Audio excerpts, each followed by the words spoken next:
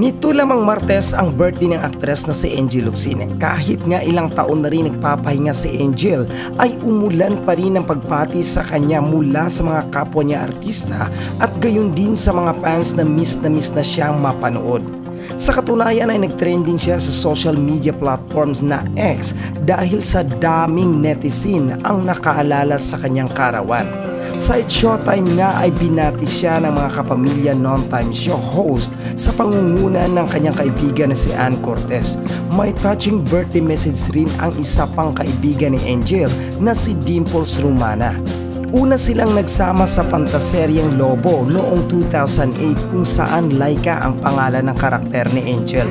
Maliban sa happiness sa buhay, wish din ng mga netizen at fans niya na sana ay bumalik na siya sa showbiz.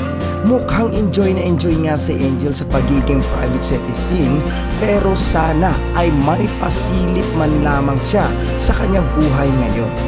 Dumagsa ng pagbati para sa kanyang birthday ang tinaguriang Angel of Philippine Showbiz na si Angel Locsin na sadly hanggang ngayon ay hindi pa rin nagpaparamdam o nag-post ng kahit ano sa kanyang social media platform. Kung may post man sa mga social media account na nakapangalan sa kanya, puro throwback photos at videos lamang ito at hindi pa talaga kung ano ang estado o update sa kasalukuyan. Kaya naman kasabay ng pagbati sa kanyang birthday ay birthday wish ng kanyang fans at supporters na sana raw magpakita na siya o magparamdam sa social media. Simula kasi nang matapos ang presidential election noong 2022 ay hindi na nagparamdam si Angel sa social media at malapit na itong magdalawang taon. Tanging ang best friend na si Dimples Romana lamang ang nakakadalaw at nakakausap sa kanya.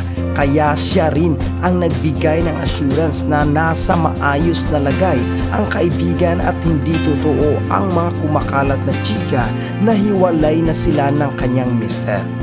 Kaya tanong ng bayan, kailangan nga bang magpakita ang tinaguriang real life Darna?